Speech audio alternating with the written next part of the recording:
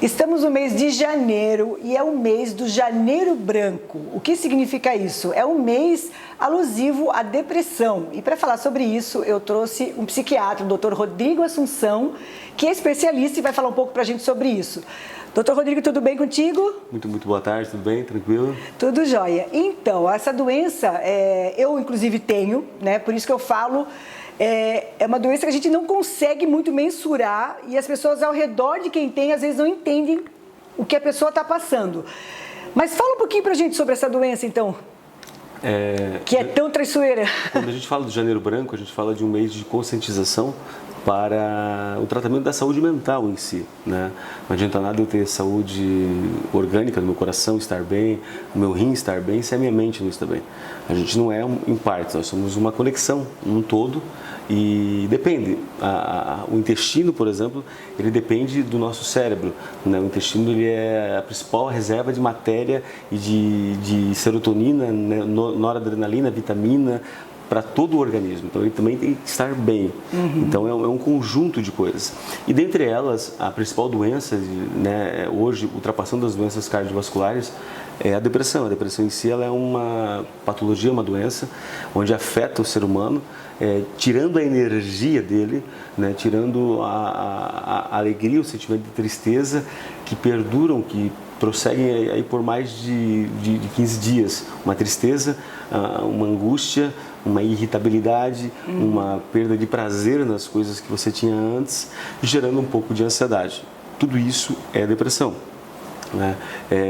E as pessoas, como você disse, elas têm dificuldade até de tratar, de procurar ajuda, porque era frescura antigamente, né? Ou era falta de Deus, as pessoas atribuíam a falta da espiritualidade em si como uma razão porque a pessoa estava doente. Isso vem lá do século V de Agostinho, reformador de uma das igrejas. Ele dizia que era a falta de Deus, a bile negra, como era chamada. E por causa disso foi se perpetuando séculos. É difícil nós chegarmos nos nossos séculos e dizer, olha... Chegar e dizer que não é, né? Que realmente é uma doença que... Porque assim, ó, tu falou que os sintomas são esses, né? Da tristeza Sim. profunda, da vontade de não fazer nada, da irritabilidade. Mas o que ocasiona isso, né? Isso que as pessoas têm que entender, que isso realmente é um processo... Ele pode ser um processo, na verdade, bioquímico, né? A falta da produção de serotonina, a falta da produção da noradrenalina, da dopamina, que são neurotransmissores que ajudam, né, na estabilização do humor, da alegria. O processo de envelhecimento, a gente tem que entender também que a pessoa vai envelhecendo, depois dos 40, a mulher, o homem depois dos 50, abaixa a carga energética dele, a produção das vitaminas abaixam, e ele tem que ter esse insight que ele precisa repor. Né? E nem todos têm essa noção. Eu pego o sol, tá bom. Depois dos 30 anos você pode pegar o sol, você pode torrar na praia, você não vai produzir vitamina D. A vitamina D é importante. As pessoas venceram um vírus agora por quê? Porque a vitamina D, muitas delas, por exemplo na Alemanha foi comprovado cientificamente, a vitamina D estava acima de 50. Né? Mas as pessoas olham os padrões brasileiros e lá está acima de 30. O padrão brasileiro não é regra, né? Quando você olha num laboratório. Ele é o que é considerado, mas bom mesmo teria que estar acima de 60. Olha só. Tá ok? Só que a gente olha para aquilo lá, serotonina, por exemplo, é um exame de um neurotransmissor, de humor, que não é tão fidedigno, mas a gente descobriu, nós estávamos conversando aqui um pouco antes, sobre a mutação genética, que é um outro exame que vai mostrar que eu não produzo serotonina, a forma ativa dela. Então, existe solução, existe uma saída, e ela é química, ela é genética, né? Não é porque eu quis, eu escolhi ter depressão. Eu sempre digo, acho que as pessoas jamais escolheriam ter depressão, porque tem que lidar com a ignorância alheia, às vezes. Sim, exatamente. E isso é complicado. Isso que tu falou do exame é uma ótima notícia. Fiquei sabendo hoje, conversando com o doutor aqui antes da entrevista, porque antes a gente não tinha como mensurar, e agora já tem um exame, né? Sim, porque se ela for genética, né, esse exame vai estar alterado. Né, um exame com comprovação científica, né, uma mutação genética, são 2 genes, não estou lembrado do número agora, mas eles vão dar heterozigoto, homozigoto ou ausência.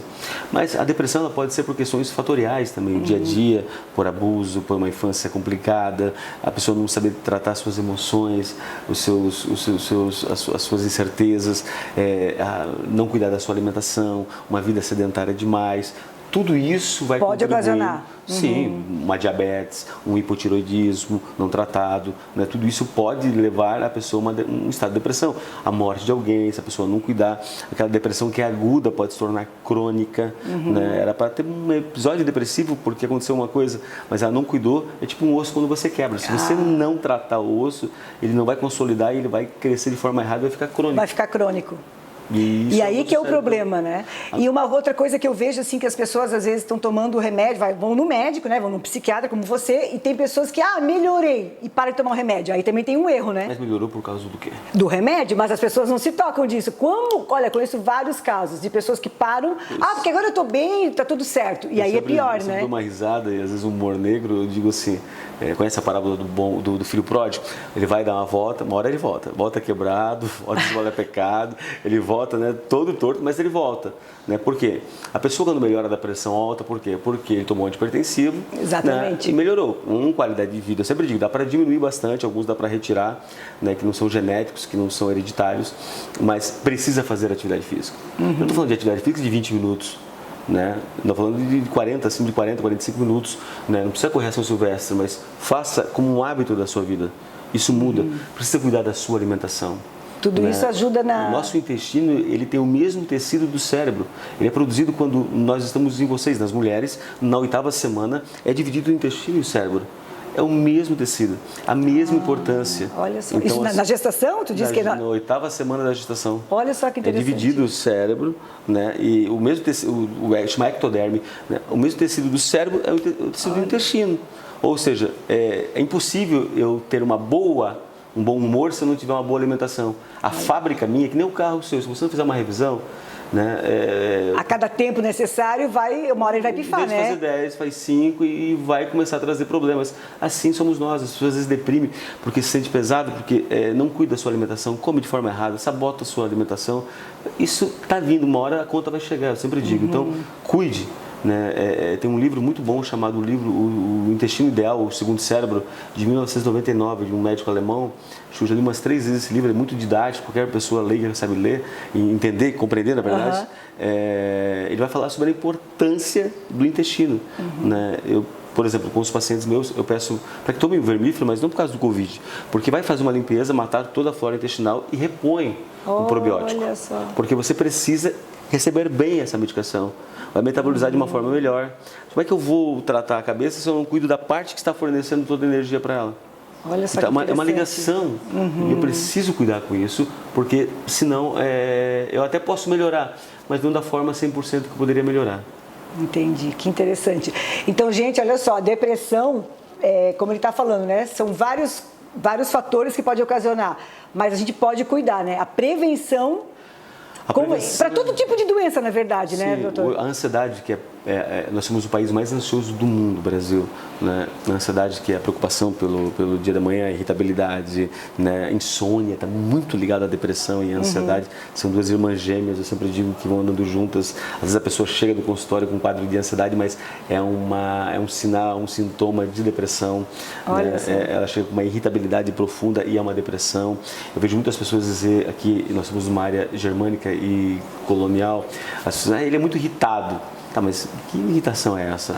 Da onde que vem, né? É a personalidade mesmo, ele não dorme bem, dorme 3, 4 horas somente, né? Sempre mal-humorado, sempre indisposto, fazendo as coisas na força do ódio.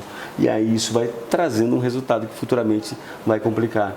Então eu posso evitar me cuidando com a alimentação, uma atividade física, uma meditação, espiritualidade é de suma importância, a medicação de forma correta, entendeu? Tem que parar com essa utopia que medicação... Isso é uma coisa que eu ia te perguntar até, porque a gente tem essa utopia, né? Que o medicamento faz mais mal do que bem quando a pessoa tem depressão.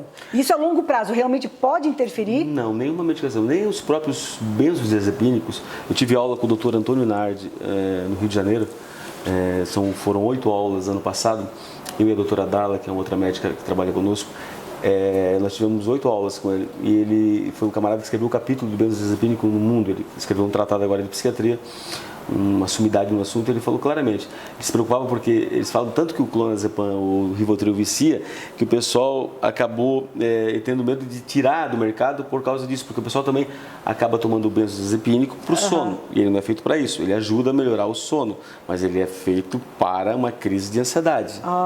Ponto.